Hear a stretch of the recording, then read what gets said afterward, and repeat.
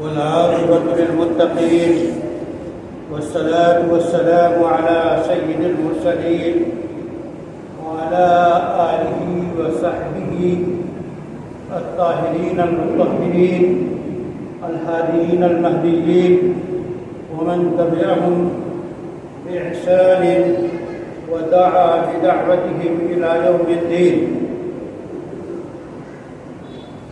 حضرات گرامی،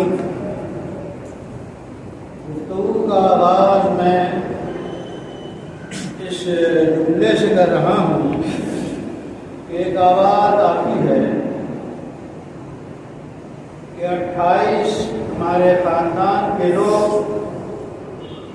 ایک بس میں سوار آ رہے تھے، کافی دور تک ان سے رابطہ ہوا اور اب رابطہ نہیں ہو پا رہا ہے، وہ مس ہو گئے، ان کا کہیں پتہ نہیں چل رہا۔ آپ جانتے ہوں گے یہ آواز کس کی ہو سکتی ہے؟ یہ آواز نیپال کے ایک باشندے کی، جو اپنے 28 لوگوں کا انتظار کر رہا ہے کہ وہ گاڑی، وہ بس نہ جانے کہاں گئی، مس ہو گئی اور کوئی رابطہ نہیں۔ اس طرح کی نہ جانے کتنی صدائیں نیپال میں بلند ہو رہی ہیں، آہو پکار، چیخو پکار، افسوس اور چیخیں نکل رہی ہیں لوگوں۔ کیوں؟ 26 کی صبح میں سب کچھ ٹھیک، ہر طرف لوگ گھوم رہے تھے، سیر و تفریح کر رہے تھے، روزمرہ کی مصروفیات میں مصروف تھے، لیکن اچانک ایک سیلاب آیا، ایک باڑھ آئی، 80 کلومیٹر سے زیادہ اس کی رفتار ہوگی اور 100 فٹ کی بلندی سے وہ پانی کا ریلا آتا اور اس پانی میں ملبے، بالو، مٹی، سریے اور بے شمار ملبے جہاں جہاں سے گزرے، 5 منزل کی عمارتیں صاف اور بے شمار لوگ اس کے شکار ہوئے۔ ایسا سیلاب ہے کہ پوری دنیا کھوج میں ہے کہ آخر وجہ ہے۔ یہ ایک دنیا میں ایک واقعہ پیش آیا ہے، ہم بھی دیکھ رہے ہیں، ہمارے برادران وطن بھی دیکھ رہے ہیں، اس دنیا کے ہر شہری جو واقف ہے، چاہے جس مسلک، جس مذہب، جس دین سے تعلق رکھتا ہو، وہ سب دیکھ رہا ہو۔ البتہ دیکھنے میں فرق ضرور ہوگا، کون کس نظر سے دیکھ رہا ہو، واقعہ تو پیش آئے گا۔ اب اس طرح کے سیلاب، اس طرح کی باڑھ، اس طرح کے بادل پھٹنے، اس طرح کے واقعات کیوں ہوتے ہیں، کیسے ہوتے ہیں؟ اس کے 2 طرح کے اسباب ہیں، ایک تو طبیعیاتی یعنی سائنسی، اور ایک شرعی اور دینی۔ شرعی اور دینی گفتگو کے وقت سائنسی اور طبیعیاتی امور کو سامنے رکھ کر بات کی جاتی ہے تو سمجھنا اور سمجھانا آسان ہوتا ہے۔ جیسا کہ اس طرح کی بات کی ایک وجہ یہ ہوتی ہے کہ ندی میں اور سمندر میں بہت زیادہ مٹی ہو جاتی ہے، اس مٹی کے ریلے کی وجہ سے جو ہے اس کا ایک عدم اعتدال کا شکار ہو جاتا ہے، پانی کا بہاؤ تو کسی رو بہہ پڑتا ہے۔ ایک وجہ یہ ہے کہ بادل پھٹ جائے، تب بھی ایسا ہوتا ہے۔ ایک وجہ یہ ہے کیلشیم یعنی برف جو ہے بڑی تعداد میں پگھل جائے اور درجہ حرارت متاثر ہو جائے، تبھی اس طرح کا معاملہ ہوتا ہے۔ یہ سارے ظاہری اسباب ہیں باڑھ اور سیلاب آنے کے، لیکن ان میں سے بیشتر کا پہلے سے پتہ نہیں چلتا۔ اور ایک سبب زلزلہ، تو زلزلہ ہو یا اس طرح کی چیزیں ہوں، حقیقی صورتحال کا پہلے سے پتہ کرنا مشکل ہو جاتا ہے۔ محکمہ موسمیات پیشگوئیاں کرتا ہے، بارش ہونے والی ہے، کبھی ہو جاتی ہے کبھی نہیں ہوتی، تو یہ صرف اندازے اور تخمینے ہیں۔ اور زلزلے کا تو عین وقت بھی پتہ نہیں چلتا عام حالات میں۔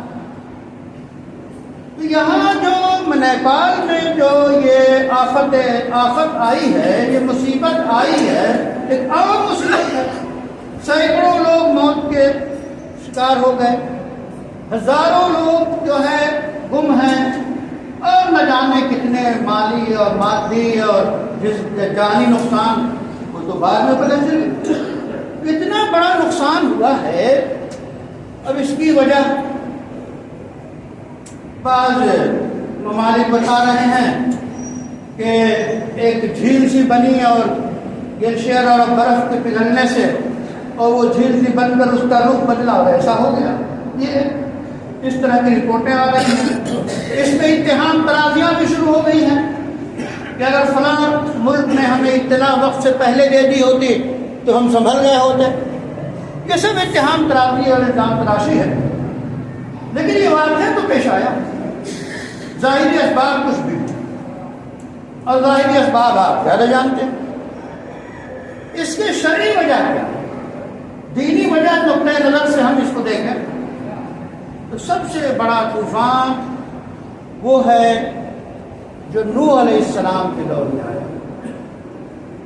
طوفان نوح مشہور ہے، دنیا کو تباہ کر کے اس نے رکھ دیا۔ اللہ نے آسمان کو حکم دیا کہ برساؤ پانی، موسلادھار بارش کرو۔ زمین کو حکم دیا اگلو اپنا پانی، زمین سے بھی پانی، آسمان سے بھی پانی، ہر طرف پانی پانی۔ اور بچاؤ کا وہ راستہ جو خدائی راستہ تھا، حضرت نوح کو کشتی بنانے کے لیے کہا گیا تھا، اور اس کشتی میں جو لوگ سوار ہوئے وہی لوگ بچے بچے سب لوگ ہلاک، حتیٰ کہ ان کا لختے جگر بیٹا، وہ بیٹا بھی سامنے دکھائی دیا، انہوں نے کہا دوڑ کے چلے آؤ، اس کشتی میں سوار ہو جاؤ، بچ جاؤ گے۔ وہ خاص دور کا بیٹا تھا، خاص دماغ کا بیٹا تھا۔ اس نے کہا یہ چوٹی والا پہاڑ بڑا والا یہ مجھے بچا لے گا، یا ایسی منی بدل پانی سے بچا لے گا، چڑھ جاؤں گا۔ حضرت نوح نے کہا لا عاصم اليوم، آج اس سے کوئی بچانے والا نہیں ہے الا اللہ، اللہ جس سے چاہے وہی بچا سکتا ہے۔ تو اس روئے زمین پہ اتنا بڑا طوفان آیا اور اس طوفان کے اسباب بیان کیے گئے۔ کیا اسباب ہے؟ وہ قوم جس کو نوح علیہ السلام نے جس میں رہ کر 950 سال دعوت کا فریضہ انجام دیا۔ حضرت عمر کی نوح 950 سال نہیں تھی، بلکہ دعوت کا جو فریضہ انہوں نے انجام دیا ہے وہ 950 سال رہ کر انجام دیا ہے۔ عمر ان کی 1400 سال لکھی گئی ہے۔ 1400 سال کے نوح علیہ السلام، اور انہوں نے 950 سال دعوت کا فریضہ اللہ کی طرف بلاتے رہے، دعوت دیتے رہے، توحید کی، رسالت کی، آخرت کی، دین کی۔ لیکن وہ سرکش قوم، صرف 78 لوگوں نے اسلام قبول کیا، 78 لوگ صرف ایمان لائے، عورتیں اور مرد۔ تو جو لوگ ایمان نہیں لائے اور بار بار ان کو دعوت دی گئی، اور دعوت دیتے دیتے حضرت نوح تھک گئے، اللہ کے حکم کو مانتے رہے، یہاں تک کہ اب فیصلہ ہوتا ہے کہ اب یہ لوگ ماننے والے نہیں، تو سرکشی، طغیانی، کفر، ناشکری، معصیت کی بنیاد پہ پورے علاقے کو تباہ کر دیا گیا عظیم طوفان سے۔ یہ ہے وجہ، گرفت جو ہوتی ہے اس کی وجہ یہ ہے۔ قرآن نے صاف ہمارے سامنے نمونہ رکھ دیا ہے۔ اس نمونے کی روشنی میں دنیا، رہتی دنیا تک جتنے واقعات آئیں گے ہم اسی نقطۂ نظر سے دیکھیں گے، قرآنی نقطۂ نظر سے۔ جگہ جگہ اللہ تعالیٰ نے کیسے کیسے قوم عاد کو، قوم ہود کو، وہ سرکش، وہ کڑیل نوجوان جو ہے 30 فٹ کے بلند و بالا قد والے، انتہائی مضبوط.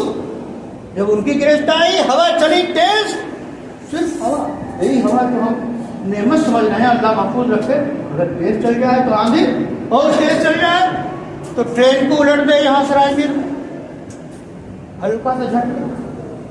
تو یہ ہوا, یہ ساری چیزیں کس کے بس میں ہیں, کس کے قابو میں ہیں؟ جس نے ان کو پیدا کیا. جب انسان سرکشی کو اترتا ہے تو گرفت ہوتی ہے, اس گرفت سے پھر چند صورتیں سامنے آتی ہیں. جو لوگ مومن اگر اس کا شکار ہو گیا تو امید ہے کہ وہ مصیبت آئی, اس نے صبر کیا, اور اگر وہ ڈوب کے مر گیا ناگہانی حالت میں شہادت کو پائے گا. اور انسانی ہمدردی سب کے ساتھ ہے. جس کے گھر کی موت ہوئی ہو اس نیپالی واقعے میں, ظاہر ہے کہ ہم اس کے ساتھ ہمدردی کا اظہار کرتے ہیں. کفر اور ایمان کا جو پیمانہ ہے وہ اپنی جگہ حقیقت ہے, اٹل ہے. تو جو گرفت ہوتی ہے یہ اب جزا اور سزا کا مسئلہ. اس دنیا میں گرفت ہو گئی, مومنین بچ جائیں گے, بقیہ لوگوں کا وہ انجام جو ان نے لکھا ہے. اسی طرح کبھی آزمانے کے لیے, کبھی دید عبرت کھولنے کے لیے ہماری آنکھیں کھل جائیں. ایسے ایسے وہ قادر مطلق ایسے ایسے عذاب میں لوگوں کو مبتلا کر رہا ہے. سرکشی سے باز آ جاؤ, ان اڈوں کو ختم کر دو جو عیاشی کے اڈے ہیں, جو شراب نوشی کے اڈے ہیں, جو جوا کے اڈے ہیں, جو لاٹری کے اڈے ہیں. اس طرح کے اڈے جن ملکوں کے خاص بازاروں میں پائے جاتے ہیں, اور اللہ بردبار ہونے کی حیثیت سے گرفت نہیں کرتا, فوراً ڈھیل دیتا رہتا ہے. تو آپ جانتے ہیں کہ کون سا ملک, کس ملک, کون سا علاقہ کس طرح کے کاروبار میں مبتلا ہے اور کیا وہاں عیاشیاں ہو رہی ہیں, اس پر گرفت ہوگی. تو اس نقطۂ نظر سے ہمیں سنبھلنا ہے اور دوسروں کو پیغام پہنچانا ہے کہ قادر مطلق سے ڈرو, اس کو حقیقت کو اختیار کرو اور دین کی طرف آؤ, نادینی کو چھوڑو اور ہر اس چیز سے توبہ کرو جو اللہ کو ناراض کرتے ہیں. حضرات گرامی, یہ نیپال کا سیلاب ہو یا دنیا میں کوئی آنے والی بڑی مصیبت ہو, اس کے دو اسباب ہوتے ہیں, ایک طبیعتی اور سائنسی, اور ایک شرعی اور دینی. تو دینی اور شرعی نقطۂ نظر کو میں نے بیان کیا. اللہ تعالیٰ سے دعا ہے کہ ہمیں ایسے موقع پر, ہمارا ملک ان کے ساتھ ہے, ہم ان کے ساتھ ہیں, جو مخلوقین ہیں, جو مصیبت زدہ ہیں, اللہ ان کی مدد کرے. اللہ اپنے اس گرفت سے ہم سب کو بچائے, انسانیت کو محفوظ رکھے. انسانی ہمدردی کے ساتھ ساتھ ہم اظہار تعزیت کرتے ہیں اور اظہار ہمدردی کرتے ہیں. وآخر دعوانا الحمدللہ رب العالمین.